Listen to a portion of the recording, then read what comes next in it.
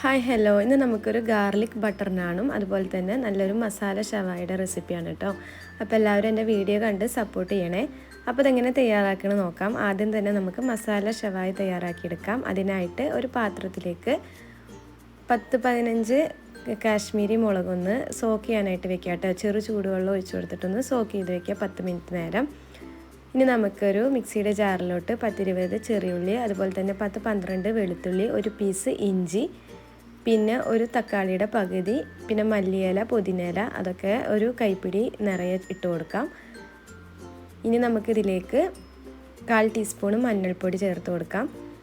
അതിനുശേഷം 1/2 ടീസ്പൂൺ ഗരം മസാല, അതുപോലെ തന്നെ 1/2 ടീസ്പൂൺ വരെ പെരിഞ്ജീരകം പൊടിച്ചത് ചേർത്ത് കൊടുക്കുന്നുണ്ട്. പിന്നെ 2 ടേബിൾ സ്പൂണ് കട്ട തൈര് ചേർത്ത് കൊടുക്കുന്നുണ്ട് കേട്ടോ. പുളിയില്ലാത്ത തൈരാണ് എടുത്തിരിക്കുന്നത്.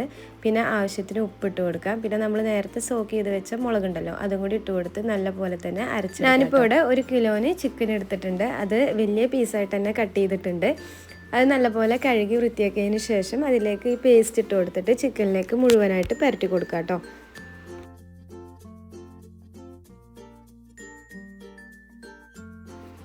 ഇനി നമുക്കിതൊരു 2 മണിക്കൂർ നേരം റെസ്റ്റ് ചെയ്യാൻ വെക്കുക. ഇനി സമയമില്ലാന്നുണ്ടെങ്കിൽ ഒരു അരമണിക്കൂർ നേരമെങ്കിലും റെസ്റ്റ് ചെയ്യാനായിട്ട് വെക്കുക കേട്ടോ. ഈ ഒരു സമയം നമുക്ക് ബട്ടർ നാനിലേക്കുള്ള മാവ് തയ്യാറാക്കിയെടുക്കാം. അതിനായിട്ട് ഒരു ബൗളിലേക്ക് 2 കപ്പ് മൈദ ചേർത്ത് കൊടുക്കാം.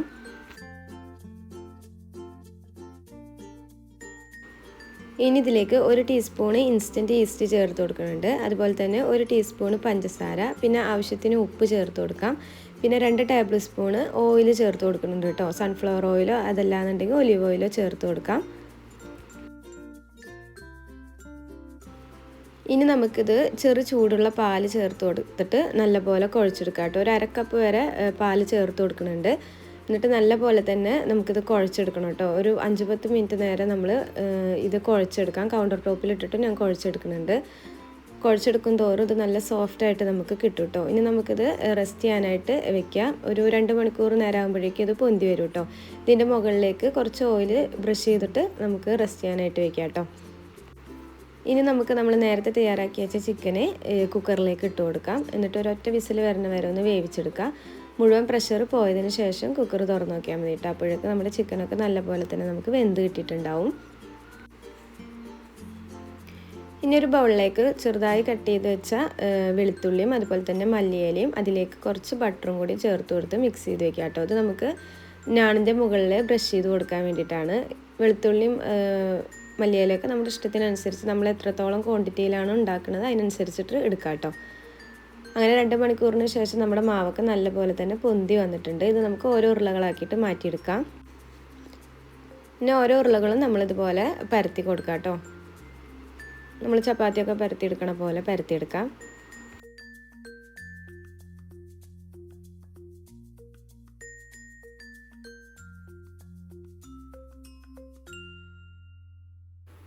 ഇനി നമുക്ക് പരത്തിയെടുത്തതെല്ലാം ഒരു പാന് ചൂടാകുമ്പോൾ അതിലേക്ക് ഇട്ട് കൊടുത്തിട്ടൊന്ന് ചുട്ടെടുക്കാം കേട്ടോ. ഒരു വശം നമ്മളിതുപോലെ മറിച്ചിട്ടിട്ട് രണ്ടാമത്തെ വശം ഒരു 2 മിനിറ്റ് നേരം ആകുമ്പോഴേക്കും ബബിൾസൊക്കെ വരും കേട്ടോ. അത് കഴിഞ്ഞിട്ട് തിരിച്ചിട്ട് കൊടുക്കുമ്പോഴേക്കും അത് നല്ലപോലെ തന്നെ നമുക്ക് പൊള്ളച്ച് കിട്ടും. അങ്ങനെ നമുക്കിതിലേക്ക് ഇനി നമ്മൾ നേരത്തെ തയ്യാറാക്കി വെച്ച ഗാർലിക്കിൻ്റെ മിക്സ് ഉണ്ടല്ലോ, ഗാർലിക്കും ബട്ടറൊക്കെ പാടുള്ളത്, അതൊന്ന് ബ്രഷ് ചെയ്ത് കൊടുക്കാം കേട്ടോ.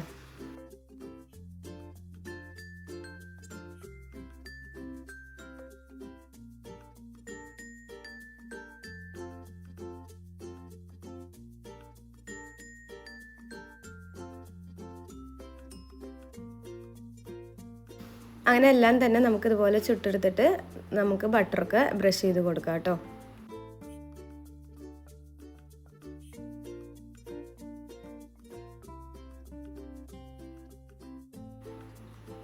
ഇപ്പോൾ അവിടെ എല്ലാം നമ്മൾ ചുട്ടെടുത്ത് മാറ്റി വെച്ചിട്ടുണ്ട്. ഇനി നമുക്ക് കുക്കർ തുറന്ന് നോക്കുമ്പോഴേക്കും ചിക്കനൊക്കെ നല്ലപോലെ തന്നെ നമുക്ക് വെന്ത് കിട്ടിയിട്ടുണ്ടാവും. അത് നമുക്കൊരു പാനിലേക്ക് ഇട്ട് കൊടുക്കാം.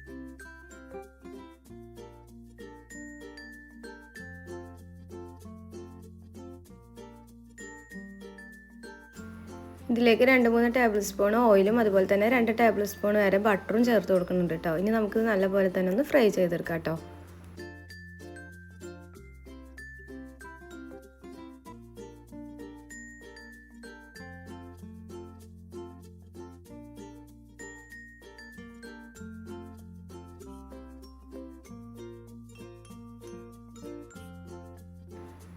അങ്ങനെ ചിക്കൻ്റെ മേൽഭാഗമൊക്കെ നല്ലപോലെ തന്നെ ക്രിസ്പിയായി വരുമ്പോൾ നമുക്കിത് ഒരു പ്ലേറ്റിലേക്ക് മാറ്റി കൊടുക്കാം. ഇനി അതേ പാനിലേക്ക് തന്നെ കുക്കറിലുള്ള ബാക്കി മസാല നമുക്ക് ഒഴിച്ചു കൊടുത്തിട്ട് അതൊന്ന് നല്ലപോലെ തന്നെ വറ്റിച്ചെടുക്കാം കേട്ടോ.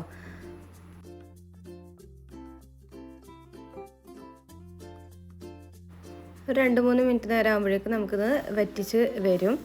ഈ ഒരു മസാല നമ്മൾ നേരത്തെ തയ്യാറാക്കി വെച്ച് ചിക്കൻ്റെ മുകളിലേക്കൊന്ന് ഒഴിച്ചു കൊടുക്കാം.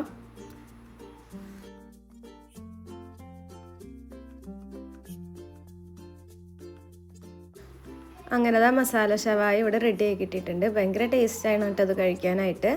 അപ്പോൾ എല്ലാവരും ഇത് വീട്ടിലൊന്ന് ട്രൈ ചെയ്ത് നോക്കിട്ടോ. അപ്പോൾ ഇന്നത്തെ വീഡിയോ ഇഷ്ടപ്പെട്ടാൽ എല്ലാവരും ലൈക്കും ഷെയറും സബ്സ്ക്രൈബൊക്കെ ചെയ്യുക.